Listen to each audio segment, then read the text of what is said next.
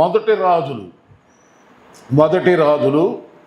19 అధ్యాయం 4వ వచనంలో మొదటి నుండి కూడా మనం చదువుకుంటే అక్కడ ఒక గొప్ప ప్రవక్త, మామూలు ప్రవక్త కదైనా రోషం గల ప్రవక్త ఏలియా ఆయన ఎందుకో ఒకనొక రోజున ఒక చెట్టు కిందకి వెళ్ళి ప్రార్థన చేస్తున్నాడు. ఏమని ప్రార్థన చేస్తున్నాడు తెలుసా?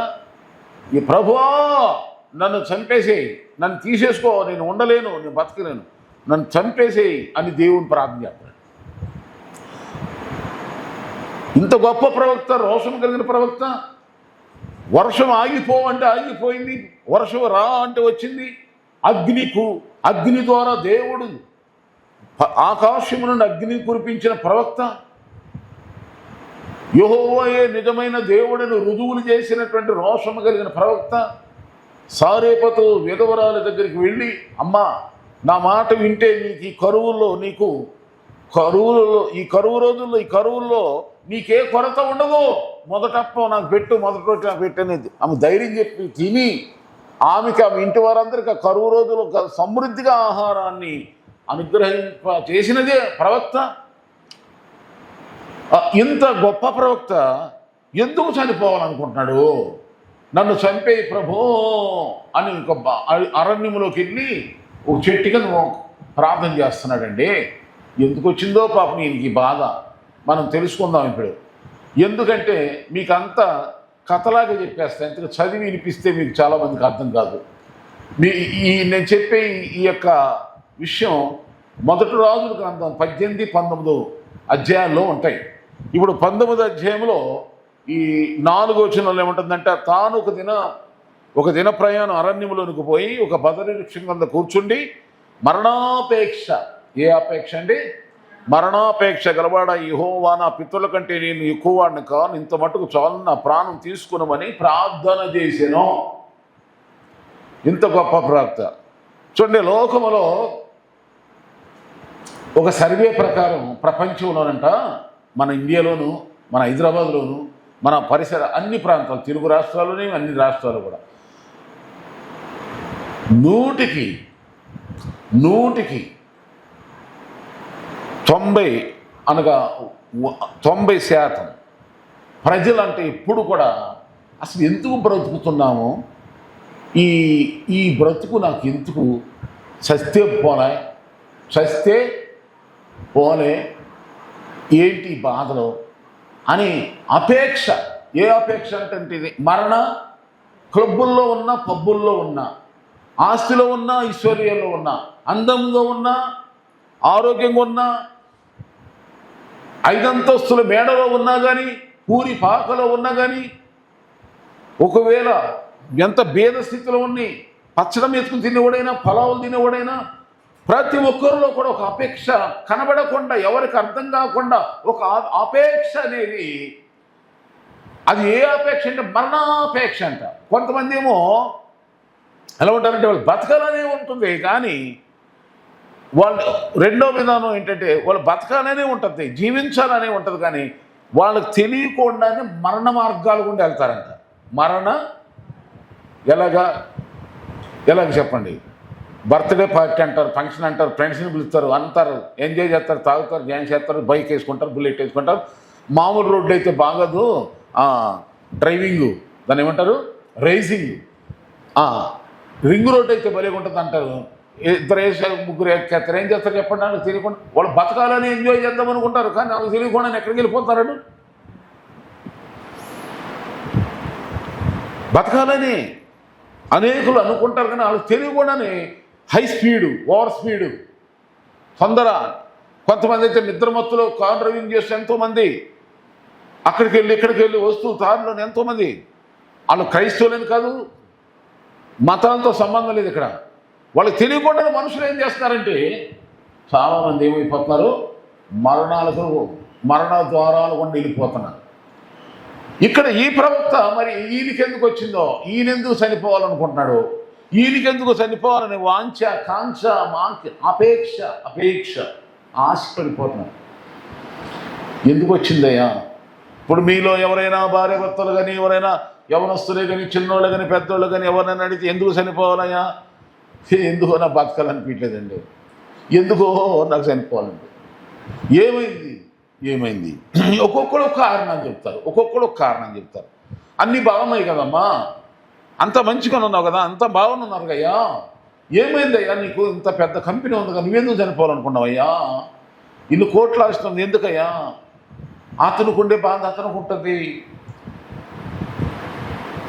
ఎందుకు ఈ విధమైన బాధ, ఎందుకు ఈ విధమైన అపేక్ష మనుషుల కంటే, నేను లేఖనాల్లో మీకు చెప్పేది ఏంటంటే, ఒక సర్వే ప్రకారం అయితేనేమో కనుగొన్నారు పెద్దలు, పైకి మనిషి ఆడంబరంగా బతకాలన్నట్టు ఉంటున్నాడు కానీ తనకు తెలియకుండానే మరణకరమైన పరిస్థితుల్లోకి జారుకుంటున్నాడు. కొంతమంది అయితే డైరెక్ట్గా చావాలనే చనిపోతున్నారు. డైరెక్ట్గా చావాలని చనిపోయే వాళ్ళు ఎవరు చెప్పండి మీరు? డైరెక్ట్గా చనిపోతారు, చావాలనే చనిపోతారు. ఎవరాళ్ళు? ఊరు వేసుకునేవాళ్ళు, విషం వేసుకునేవాళ్ళు కదా, ఇక నాకు ఇక ఎందుకులే ఈ బ్రతుకు అనుకునే డైరెక్ట్ ఎక్కండి. కొంతమంది ఏమో సరే చూద్దాం అనుకుంటానే బతుకుతూనే ఉంటారు కానీ కొంతమంది ఏమో నాకేంటి అనుకుంటానే చనిపోతారు. బతకాలని, తొందరగా వెళ్ళాలి, ఎక్కువగా సంపాదించాలి అనుకుంటారు కానీ అవ్వదు వాళ్ళ వల్ల. ఏ విధంగా ఇక మరో ఈ అన్నిటికీ కారణం సాతానుడు, అపవాది ఎవరిని మింగుదనా అని గర్జించు సింహం వలె వెదుగుతూ తిరుగుచున్నాడనగా మానవుడిని రక్షణ పొందకుండా, యేసయ్యని తెలుసుకొనివ్వకుండా, నిత్య జీవనం పొందనివ్వకుండా మనిషిని సాగుకొట్టేసి పాతాళాన్ని తీసుకెళ్ళిపోవాలని వాడు ఆశ. అందుకనే దేవుని ప్రజలకు, దేవుని నమ్మిన మనకు యేసు ప్రభువారు ఈ లోకానికి వచ్చి ఏం చేశాడంటే మరణమును చంపేసి జయించి లేచాడు. అందుకని దేవుని ప్రజలకు ఏ భయం లేదు చెప్పడం, మనకి మరణ భయం లేదు. దేవుని స్తోత్రం, ఆమేన్ చెప్పండి. క్రైస్తవుడు ఎవరైనా ఇంకా మరణ భయంతో, పిరికాత్మతో ఉన్నాడంటే వాళ్ళు ఇంకా దేవుని ఆత్మ పనిచేయట్లేదు, పరిశుద్ధాత్మకు చోటు ఇవ్వట్లేదేమో. అందుకని అలాగే మరి ఇంత గొప్ప ప్రవక్త ఎందుకు చనిపోవాలనుకున్నాడు? ఒకే మాట చెప్తాను నేనండి త్వరగా. ఆ రోజుల్లో ఒక రాజు పరిపాలిస్తున్నాడు. ఈయన ఆ ప్రార్థన చేసే కాలంలో ఒక రాజు, ఆ రాజు పేరు ఆహాబు. ఆయన చేసిన పొరపాటు ఏంటంటే యెజెబెలు అనేటువంటి ఒక అన్య స్త్రీని వివాహం చేసుకున్నాడు. ఈయన ఇజ్రాయేలీయుడు, దేవుని బిడ్డ. ఆమె ఎవరు? భార్య యెజెబెలు. మరి ఆ స్త్రీ సామాన్యంగా మనకు తెలిసినంత వరకు ఒకళ్ళ భర్త దగ్గరికి వెళ్ళిపోయినప్పుడు రూతులాగా నీ దేవుడే నా దేవుడు అంటుంది. అంతేనా? మోయాబు స్త్రీ ఇజ్రాయేల్కి వచ్చేసి బెత్లెహేముకి వచ్చి ఏమంటే నీ దేవుడే, కానీ యెజెబెలు అలా అన్నా నా దేవుడే నీ దేవుడు అంది. ఎవరితో? తన భర్తతో ఏముంది? నా దేవుడే, నా దేవతే అదైతేనే నీకు నాకు, లేకపోతే రోజు మన ఇద్దరి మధ్యలో దయ్యాల పోరు ఉంటుంది అన్న.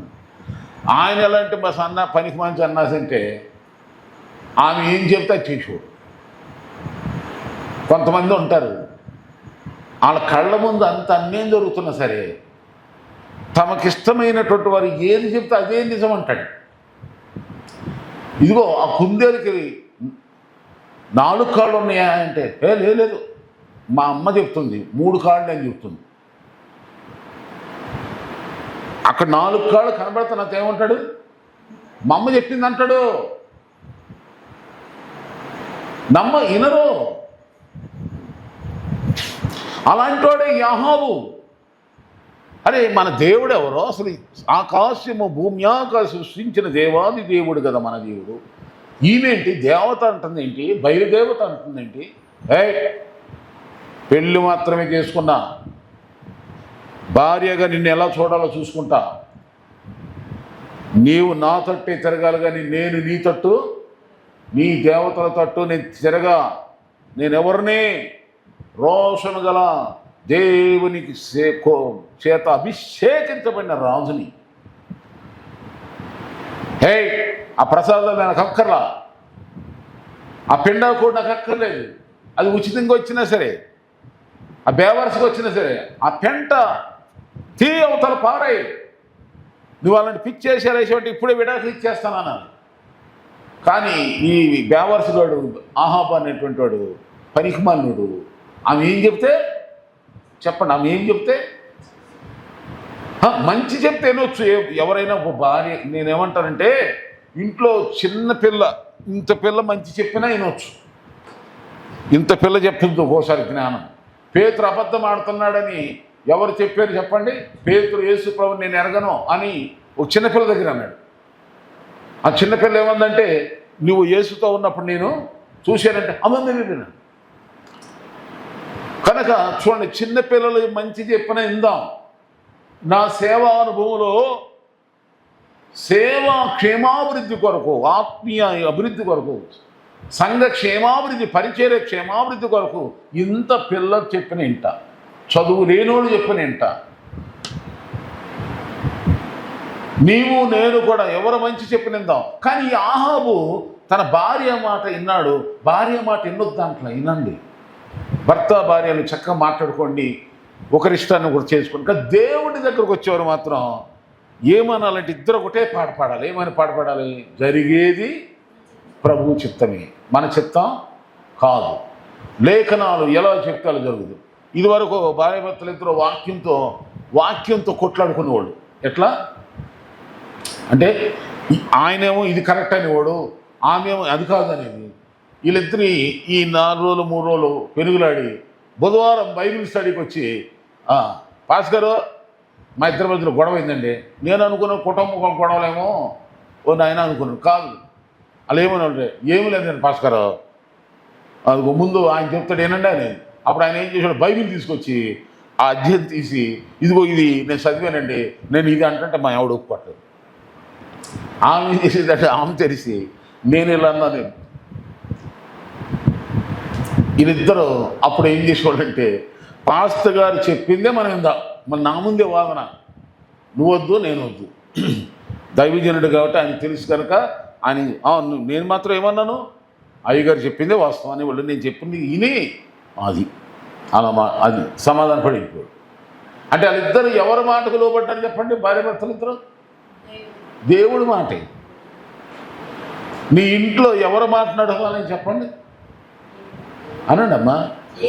దేవుడి చిత్తమే జరగాలి ఇక్కడ, దేవుడి మాటే నెరవేరాలి. పాస్టర్ గారి మాట కాదు, పెద్దల మాట కాదు, నా మాట కాదు, ఇంకోటి మాట వద్దు. దేవుడి మాట జరగాలి అన్నట్టుగా మనం ఉండాలి. కానీ ఈ ఆహాబు రాజు చేసిన పొరపాటు ఏంటంటే, ఆ అన్య స్త్రీని ఉంచుకుని ఆమె ఏం చేసేదంటే, ఆమె వరకు ఆమె గదిలో ఆమె ఇంట్లో ఆమె మనసులో ఉంచుకుంటే బాగుండేది ఆ పూజ. కానీ ఆమె ఎంత పెద్ద ప్లాన్ వేసిందంటే, ఇశ్రాయేలీయులు అయినటువంటి వారిని బయలుదేవత ఆరాధనకు ప్రజలను ఏం చేసింది, మలుపు తిప్పుతుంది, ఇటు తిప్పుతుంది. యెహోవా వైపు తిప్పకుండా మళ్ళీ ఏం చేస్తుంది అందరినీ అంటే ఇజ్రాయేల్ దేశాన్ని బయలుదేవత ఆరాధనగా మార్చేస్తుంది. తాను చెడ్డ కోతి వనమంతా చెడి కొట్టినట్టు తాను చెడింది కూడా బస్తీనంతా, బంధువులందరూ, స్నేహితులందరూ, ఊరందరూ, ఇంటందరూ పాడు చేసినటువంటి పనికిమాల మనుషుల్లాగా ఈమె కూడా ఆ బయలు ఆరాధన ఆమె వరకు చూసుకోకుండా ఇజ్రాయేల్ని కూడా పాడు చేస్తుండే. అప్పుడు ఈ ఏలియాకి కోపం వచ్చింది. ప్రవక్తకు వస్తుందిగా కోపం, ఏమో వస్తుందా? మీకు వస్తుందా? ఎవరన్నా దేవుని నామానికి అవమానంగా ఉంటే అక్కడ దేవుని మహిమ కలగకుండా అందరూ కూడా దేవునికి వ్యతిరేకమైన పనులు చేస్తున్నారనుకో, దేవునికి వ్యతిరేకమైన వాక్యాన్ని గురించి మీకు రోషం వస్తుందా? కోపం వస్తుందా? వస్తుందా? నిజంగా చెప్పండి. అందుకని ఏలియాకి రోషం వచ్చేసింది. అన్నాడు, నేనేమో యెహోవా దేవుడు, మీరేమో వినండి, బయలుదేవత అంటున్నారు. అసలు మీరు పూజించే దేవత నిజమైన దేవుడా, యెహోవా నిజమైన దేవుడా తేల్చేసుకుందామని వినండి మాటలో.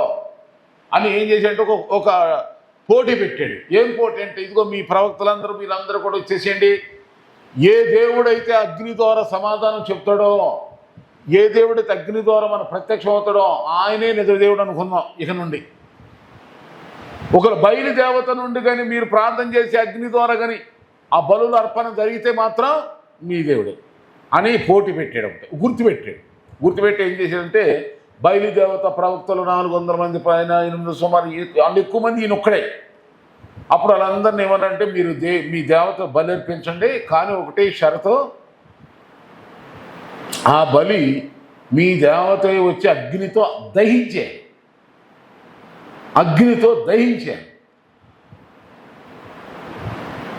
అలా జరిగింది అనుకో, నేను కూడా ఈ రోజు నుండి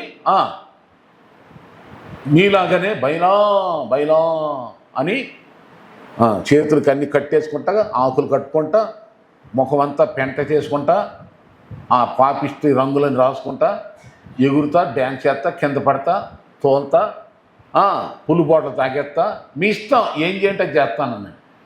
ఓకే, మనం కూడా ఇలాంటి వాడు మారటమే చూస్తున్నాం కదా అనుకుంటున్నారు వాళ్ళు. మొదలెట్టి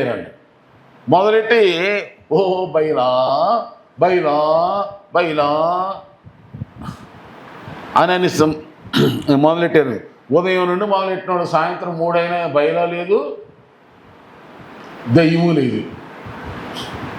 ఇంకప్పుడు ఆయన అంటున్నాడు, ఏంటి ఇప్పుడు ఉదయం నుండి మొదలెట్టేది ఏంటి, ఇంకా మీ దేవుడు ఏమయ్యాడు, ఎక్కడ నిద్రపోతున్నాడా, మీ దేవుడు ఎక్కడైనా పడుకున్నాడేమో, ఇంకా వినబడలేదేమో, కొంచెం గట్టిగా ఎక్కడి ఇంకో రెచ్చిపోతున్నారు. ఇక రెచ్చిపోయి ఏం చేసిన కత్తులు గట్టాలు పట్టుకుని కోసం బైలో ఎగిరి డ్యాన్స్, రక్తాలు కారిపోతున్నాయి. కానీ రైలు లేదు, బూజు లేదు. ఆఖరికి అన్నాడు, అయిపోయింది కల్పనిక, కొట్టుకుని రక్తాలు పక్కన పడ్డా. అప్పుడు ఏలి అన్నాడు, సరే ఇప్పుడు నేను నా దేవుడిని, నా వంతు వచ్చింది కదా, నేను ప్రార్థన చేయాలి, మరి మా దేవుడు నిజమైన దేవుడు కాడు రుజువు చేద్దామని చెప్పి, అప్పుడు ఏం జరిగిందంటే, ఆ బలిపీఠం అటు పక్కన పెట్టి ఈయన మళ్ళా చక్కగా యెహోవా దేవునికి బలి అర్పించి కట్టెలేసి ఒక బలి అంటే తెలుసు కదా, ఒక పశువులను తీసుకొచ్చి వాళ్ళు చేశారు, ఇది ఈయన చేస్తున్నాడు. చేసేసి నీళ్ళు పోసేసి చిన్న ప్రార్థన, ప్రభువా నీవే దేవుడు అని ఇక్కడున్న వారందరూ తెలుసుకున్నట్లుగా, నీవే మా దేవుడు అని సృష్టిగా తెలుసుకున్నట్లని చిన్న ప్రార్థన. ఆ ప్రార్థన జరుగుతూనే ఉంది. పైనుండి అగ్ని వచ్చేసింది. ఏలి అర్పించిన బలిని దేవుడు ఏం చేశాడు, ఇక అంగీకరించగానే ఏం జరిగిందంటే, మరి ఎవరు ఓడిపోతే వాళ్ళు చావాలి, బతకూడదు, పాత నిబంధనలు. ఓడిపోయిన వాళ్ళందరినీ ఏలి ఏం చేశాడు, కత్తిరించుకున్నాడు. ఏది కోడిని కత్తిరించినట్టుగా, ఏది మీరు తోటకూర కట్ చేస్తారు చూడండి, అట్లా టక్ టక్ టక్ టక్ టక్ మొత్తం అందరం సాగొట్టేసి. ఈ మాట ఎవరికి తెలిసిందంటే, ఆ రాణికి తెలిసింది. నా ప్రవక్తలను ఇంతమందిని అతను అతమారుస్తాడా, రేపీపాటికి అతన్ని కూడా నేను ప్రాణం తీపోతే నేను ఇక రాణినే అని కాదని శపథం చేసింది. ఈ శపథం విన్న ఆయన ఏమనుకున్నానంటే, ఒక్కడనే కదా, నా తరపున ఎవరో లేరు, నేను ఆమె చేతిలో చచ్చే కంటే దేవుని ద్వారానే వెళ్ళిపోతే పోద్ది ఈ లోకాన్ని నుంచి అని అప్పుడు అందుకు అడిగాడు ప్రార్థన. ఎందుకు ప్రార్థన చేశాడు తెలిస్తే, తిండి లేక కాదు, సమస్యలు కాదు, అంటే అన్యురాలైనటువంటి ఒక పాపిష్టి దాని చేతిలో సావటం దేవుడికి మహిమగా ఉండదు. అదేదో దేవుడిని అడుగుదాం, ఆ దేవుడి ద్వారా వెళ్ళిపోవాలి ఈ లోకాన్ని నుంచి అని చెప్పి అడిగాడే తప్ప బతకటం చేత కాదు, అన్యురాలు చేతిలో సాగకూడదు. అందుకని పౌలు గారు కూడా ఏమన్నాడు, బ్రతుకుట క్రీస్తే అనండి, బ్రతుకుట క్రీస్తే అంటే బ్రతికితే క్రీస్తు కొరకు బతకాలి, లేకపోతే సత్తా స్వామి మంచిది అన్నాడు, లాభం అన్నాడు కూడా. క్రైస్తవుడికి ఈ రోషం ఉండాలండి, ప్రతి క్రిస్టియన్కి పౌరుషం ఉండాలి. రోషం పాస లేని క్రైస్తవ బతుకు ఎందుకండి బాబు? చాలా మనం అందరూ అంటారు, ఎవరన్నా అదుగు చూడండి ఎంత మంచిగా బతికాడు, కొద్ది కాలం బతికిన సూపర్. మన భక్తి జీవితం చూసి దేవుడు మెచ్చాలండి, లోకం మెచ్చాలు. మనం చూసే వారందరూ సంతోషం, ఓ విశ్వాసి అంటే, భక్తురాలంటే, దేవుని బిడ్డలంటే వీలురా అన్నట్టుగా ఉండాలి. కనుక ఇక్కడ ఇక్కడ నేను చెప్పే ఈ సందేశం పేరేంటంటే, మరణం కావాలనుకున్న ఈ మరణమే నాకు కావాలని కోరినటువంటి ఈ ఏలియానంట దేవుడు మరణం లేకుండా తీసుకెళ్ళిపోయాడు. మరలా చెప్తానండి, సావు కావాలని కోరినండి అంట సావు లేకుండా తీసుకెళ్ళిపోయాడు. సజీవంగాని ఉన్న పాటనే, అది కూడా అగ్ని గుర్రాలు రథాలు రప్పించి ఈయన్ని ఉన్న పాటని ఆ రథాల మీద కూర్చొని తీసుకెళ్ళిపోయాడు. ఏది మనోళ్ళు చంద్రమండలానికి వెళ్తానికి ఏం చేస్తారు చెప్పండి? ఏయో అట్నే ఏమంటారమ్మా, రాకెట్. ఇదిగో దేవుడే రాకెట్ పంపించాడు. అదేంటి? అగ్ని గుర్ర అగ్ని రథాలు. బా, ఎంత ఆశీర్వాదం అండి దేవుని స్తోత్రం. అంతే, తన రోషం ఏంటి అర్థమైందా మీకు? బతికితే యెహోవా కొరకే ఒక అన్య స్త్రీ చేతికి నేను అప్పగించబడకూడదు. దేవునికి అవమానం అది. అందుకొరకు చావైనా చస్తాను తప్ప ఆమెకు దొరకను అని పారిపోయాడు. దేవుడికి ఏం చూసాడంటే, పిరికితనంగా ప్రార్థన చేయలేనా ఒక అన్య స్త్రీ చేతిలో చావటం ఇష్టం లేక దేవుడి కోసం చనిపోవాలి. దేవుడి సెలవుతోనే వెళ్ళిపోవాలి ఈ లోకానికి. ఆ దేవుడు అనుకున్నాడు, ఇదిగో బతికితే నా కోసమే బతకాలనుకున్నాడు. చనిపోతున్న సావు కూడా నన్నే అడిగాడు, ఇలాంటి వాడు నేనెందుకు చంపుతా అని జీవింపజేసినందుకని జీవింపజేసి ఒక శిష్యుని తయారు చేసిన తర్వాత అప్పుడు ఏలియాని చక్కగా దేవుడే దేవుని స్తోత్ర.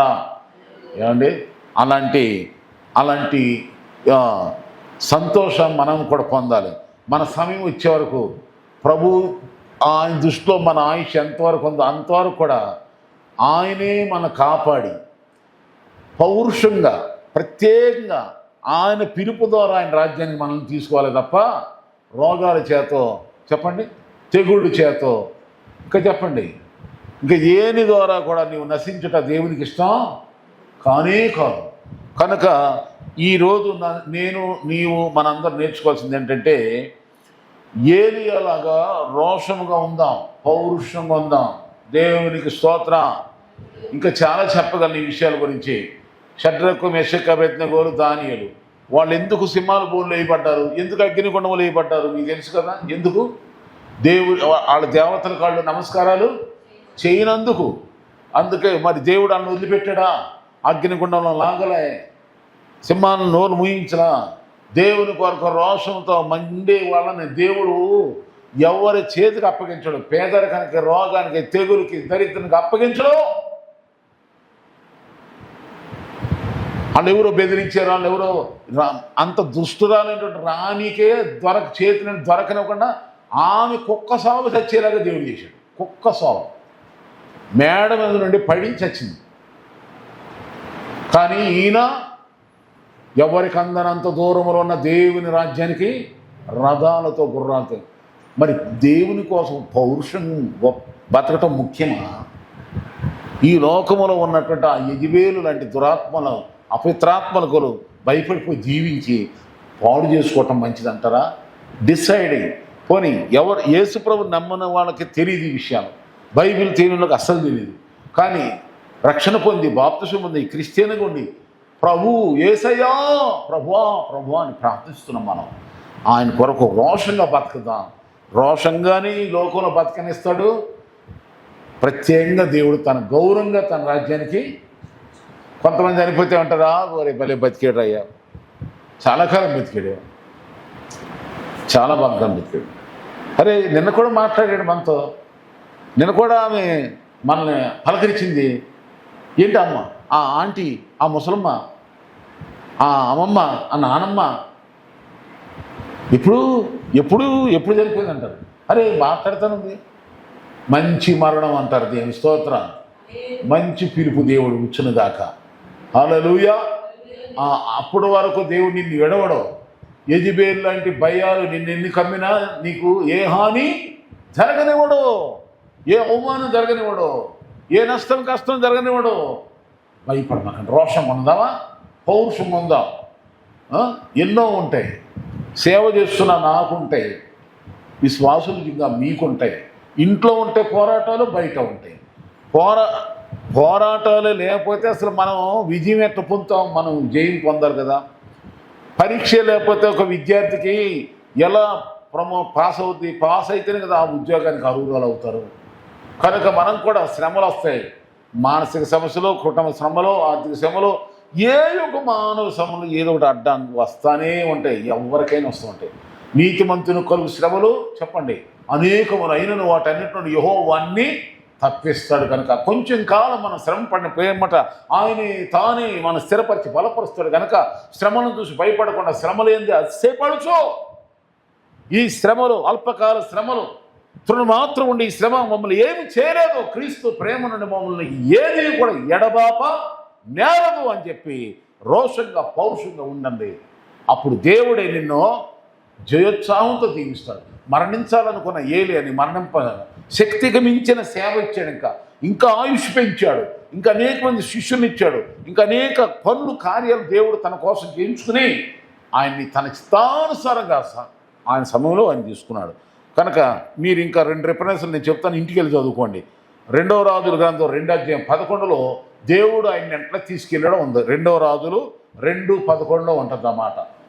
ఏలియాని దేవుడు ఎలా పరలోకానికి తీసుకెళ్ళాడు. తర్వాత ఇంకో గ్రేట్నెస్ గొప్పతనం ఏంటంటే యేసు ప్రభువారు వచ్చినాక ఈ లోకంలో సేవ చేస్తా ఒక కొండ మీదకి వెళ్ళి రూపాంతరం చెందాడు. ప్రార్థన చేస్తూ ఉండగానే ముఖమంట వెలుగుతుందంట. ఆమేన్. ఇందాక ఏలియా ప్రార్థన చేస్తే ఏం దిగి వచ్చిందండి? అగ్ని అనండి. మరి ఇప్పుడు అగ్ని ఎలా రావాలి? మన హృదయాలు మండాలి. ఉపవాస ప్రార్థన ద్వారా ఏమవాలి? మన హృదయాలు మండి మన ముఖాలు ఎలా ఉండాలి? ప్రకాశించుందుగాక. హల్లెలూయా చెప్పండి. అర్థమైపోయింది చెప్పండి. అర్థమైందా? అర్థమైతే ఇంకా గట్టిగా చెప్పండి.